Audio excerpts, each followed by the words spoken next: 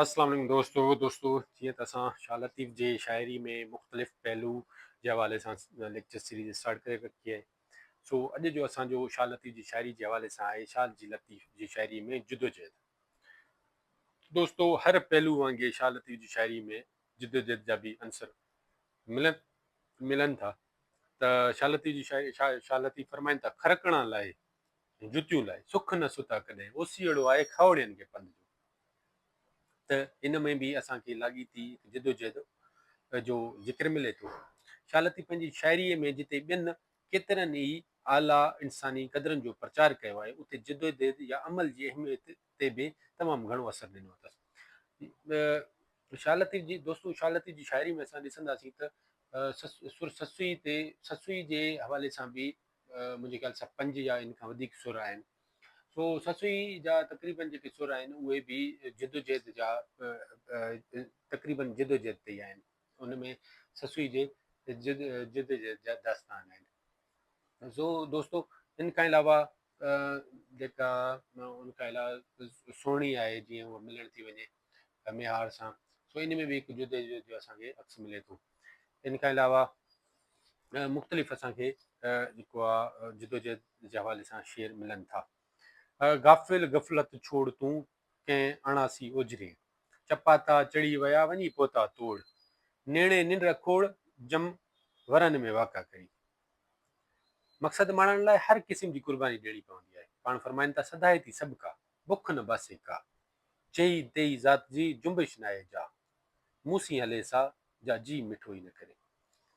यानी हर कंहिंजी सदाए थी सभु का माना हर का उम्मीदवार आहे बुख न बासे का, उहा जेका जंहिंखे बुख जी परवाह न हुजे, जेई तेई ज़ात जी जुंबिश न आहे जा, माना अहिड़े गेरे जी जाइ न आहे।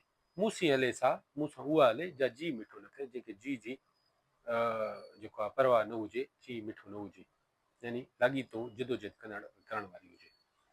जिदोजहद कंदड़नि जे ज़हन खे इहो अहसासु मुसलसल सताईंदो रहंदो आहे त वक़्तु थोरो आहे, मंज़िल परे आहे, वसीला महदूद आहिनि, जी जॾो आहे। शाह लतीफ़ फरमाइनि था, तती थधी का कान्हे वेल वेण जी, मता थिए ऊंधा पेर न लही पिरीं जो। शाह लतीफ़ फरमाइनि था, मिलिया त मिलंदासीं न त घोरी जान जतन था। ही हिकु वॾो शेर आहे। मिलिया त मिलंदासीं न त घोरी जान जतन था। सो इहो हिकिड़ो स्ट्रगल जे बारे में, जिदोजहद जे बारे में हिकु वॾो हिनजो शाह लतीफ़ जो शेर आहे। सो इन खां अलावा शाह लतीफ़ जी शाइरी में इंसान खे हर हंधि हर जॻह ते जिदोजहद जा लाइ आमादा करे थी, जिदोजहद करण लाइ आमादा। उन जिदोजहद जे दौरान जेके बि मुश्किलातूं ऐं सूर मिलनि था, उनखे सबर करण जी तलक़ीन मिले थी। होतन जी हाञे जो दिलि ते गहरो गाहो आहे, पर गम आहे, पर पंहिंजी बदकिस्मती ऐं गफ़लत ते रोए बि पई, तॾहिं बि हौसलो अथसि ऐं हौसले खे हर हर हर वरजाए बि पई। निमाणी जे निजरी रोइण अहिड़ाड़ो, कुठल जे कल्ब में कुर्ब जो काड़ो, होतन लाइ हाड़ो सभु रंगींदसि रत सां। दोस्तो ही सभु जेके असांजा शेर हुआ, इहे सभु असांजा हुआ जिदोजहद जे हवाले सां। इन खां अलावा बि दोस्तो इहे कुझु शेर, इन खां अलावा बि कुझु शेर जेके आहिनि जिदोजहद जे हवाले सां शाह लतीफ़ जेके चया आहिनि, अचो त हिननि ते बि हिकिड़ी नज़र फेरायूं था। तती थधी का कान्हे, इहो थी वियो असांजो। ए कम कमीणी जीअं सुम्हनि पेर ड्रिगा करे, यानी इहो नीच माण्हुनि जो या जेके हॾ हराम हुजनि उन्हनि जो आहे, जे सुम्हनि पेर पथर ड्रिगा करे, जेके पेर ड्रिगा करे सुम्ही रहनि, जिन खे का परवाह न हुजे। हाणे जेके जिदोजहद न कनि, जेके हरकत में न हुजनि, जेके हलचल में न हुजनि, जेके स्ट्रगल न कनि, निंड्रा निभागनि खे शाल उबाला अचनि, उन्हनि खे निंड बि घणी थी अचे, जेके सुम्ही था रहनि। से पुनू को पसंदि, उन्हनि खे पुनू कोन मिलंदो जे संझे रहनि सुम्ही। उन्हनि खे पुनू, उन्हनि खे पंहिंजी हाणे खणी चइजे मंज़िल, उन्हनि खे पंहिंजो मक़सदु, उन्हनि खे पंहिंजो महबूब, उन्हनि खे पंहिंजो जेको आहे इश्क, जेको खणी चइजे उहो न मिलंदो जेके संझे रहनि सुम्ही। जेके सुम्हंदा पोइ उन्हनि खे मक़सदु मिलणु महाल आहे।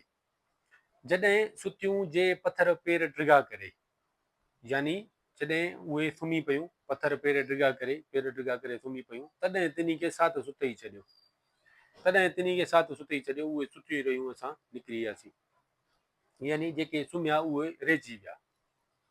सुता उथी जाग निंड न कजे एतिरी, तो जो साणी भायो सो मांझंदे जो माग सुल्तानी सुहाग निंड्रू कंदे न मिलंदे। सो दोस्तों इहो बि हिकिड़ो जिदोजहद जे हवाले सां शेयर आहे। खरकणा लाइ सुख न सुता कॾहिं ओसीअड़ो आहे खावड़ियनि खे पंध जो। सो दोस्तों ही असांजा जेके बि शेर हुआ इहे असांजा हुआ जिदोजहद जे हवाले सां। सो दोस्तों अगरि ईअं असांखे 5, 8, 10 इहे शेर ईंदा हर मौज़ू ते, सो असांजो हिकिड़ो मजबूरी तौर ते जेको असांजो सुवालु हूंदो उहो हिकिड़ो असराइतो बि थी वेंदो, मवाद सां भरियल बि थी वेंदो ऐं असांखे इनशाला मार्क्स बि मिली वेंदो। सो दोस्तों इहो हुयो अॼु जो लेक्चर। इनशाला मिलंदासीं वरी नेक्स्ट लेक्चर में। Thank U.